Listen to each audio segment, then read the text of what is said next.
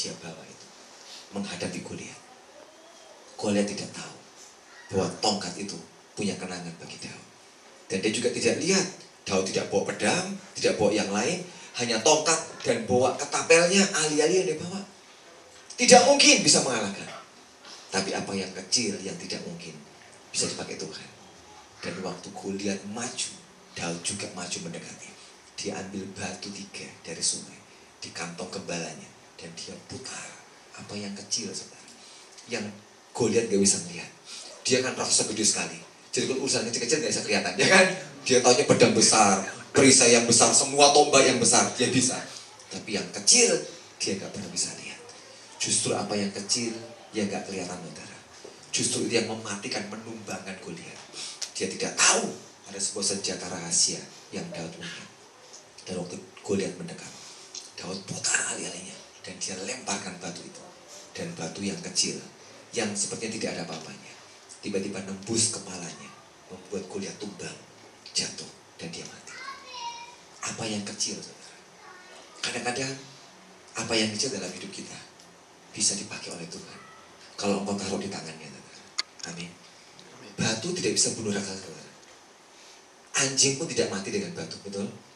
Kalau saudara lempar anjing dengan batu sekeras-kerasnya, paling teriak-teriak, ya kan anjingnya. Kau tidak pernah bunuh anjing dengan sebuah batu, apalagi raksasa yang besar. Tidak pernah bisa. Tapi saya tahu ada invisible hand, tangannya nggak kelihatan, saudara, yang pegang batu itu, yang membuat batu itu terbenam di kepalanya Goliat. Tangannya siapa? Tangan Tuhan. Daud ngomong, aku menghadapi engkau dengan Tuhan semesta alam. Soalnya saudara baca kisah ini lengkap, saudara akan lihat statementnya Daud. Aku menghadapi engkau dan Tuhan semesta alam bersama dengan aku. Dan batu yang kecil yang tidak ada artinya dipegang oleh Tuhan dan dimasukin, tembus kamu ke dalam. Itu yang membuat Goliat tumbang dan roboh. Gara-gara tangan yang Goliat gak lihat, yang masukin batu di kepalanya, membuat dia jatuh.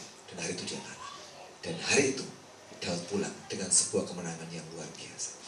Dan semua orang berkata, wow, menang. Tidak mungkin rasanya. Sebab Saul pun tidak percaya. Dia katakan tidak mungkin Daud. Dia biasa berperang, dia hebat. Kamu tidak mungkin. Daud sedang digaris hidupnya oleh Saul juga, tidak mungkin.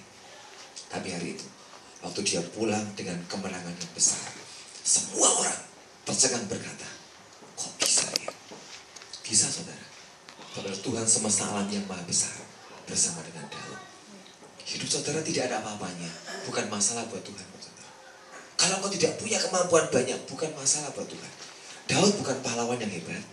Dia bukan orang yang biasa berperang.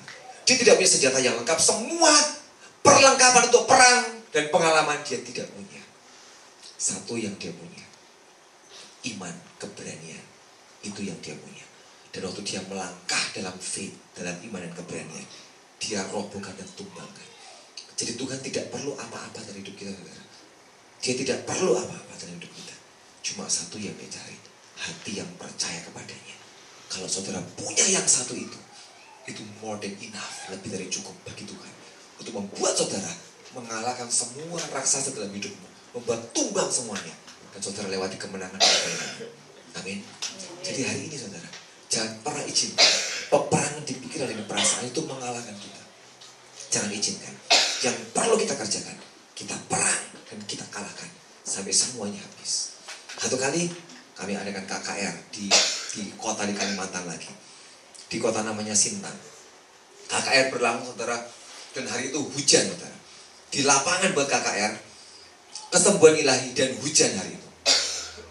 Waktu hujan turun, saya mikir apa ada yang mau datang ini di tengah-tengah hujan seperti ini. Dan hari itu saya karena jadi penanggung jawab, saya datang lebih awal.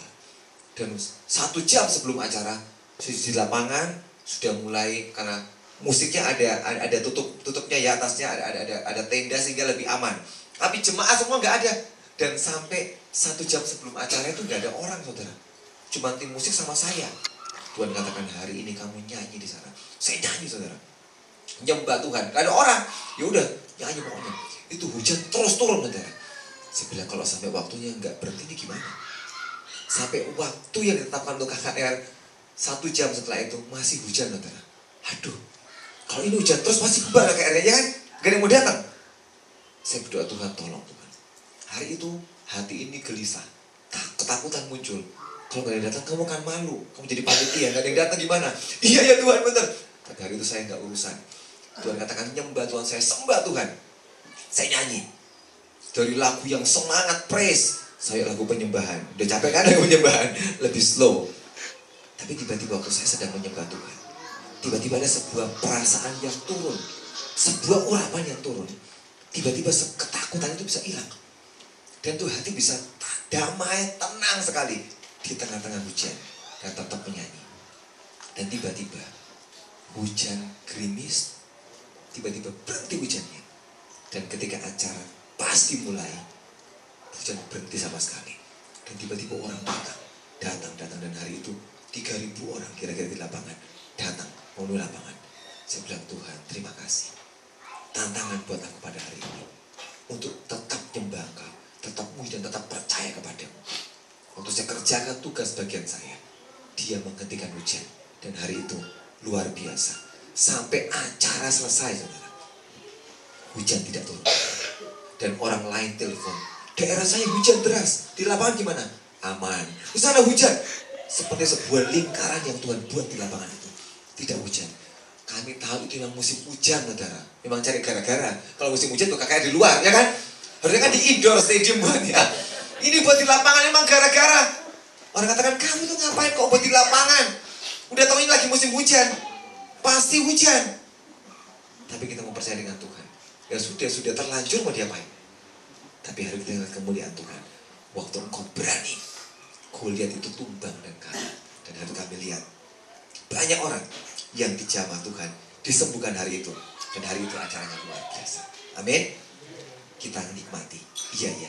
Kalau kita di indoor, nggak ada kenikmatan kemenangan, betul? Memang sudah amat ya kan? Di indoor stadium, kalau semua aman, hujan juga nggak apa-apa, ya kan? Tapi kalau kita ngelewatin yang tidak enak itu, saudara, itu yang kita kadang-kadang nggak suka, benar kan? Kita tuh pengen semua sudah oke, semuanya baik. Memang, saudara, kalau semuanya oke, semuanya baik, saudara tidak pernah tahu namanya miracle dan mujizat, betul? Kalau semua itu baik hidup saudara, uang oke, keluarga oke, semua oke, saudara tidak pernah tahu yang namanya mujizat. Tidak pernah tahu. Aku tidak pernah tahu namanya ucapan syukur. Tapi semua sudah baik kok, ngapain lagi? Tapi kalau engkau pernah melewati yang tidak mudah, yang berat, tapi engkau menang di sana, engkau tahu, this is miracle. Ini mujizat yang luar biasa. Itu nikmatnya luar biasa, amin. Engkau punya sebuah perasaan yang beda, saudara. Perasaan yang beda. Karena apa? Engkau bisa lewatin dan engkau menang, saudara. Waktu saya baca kamus Alkitab,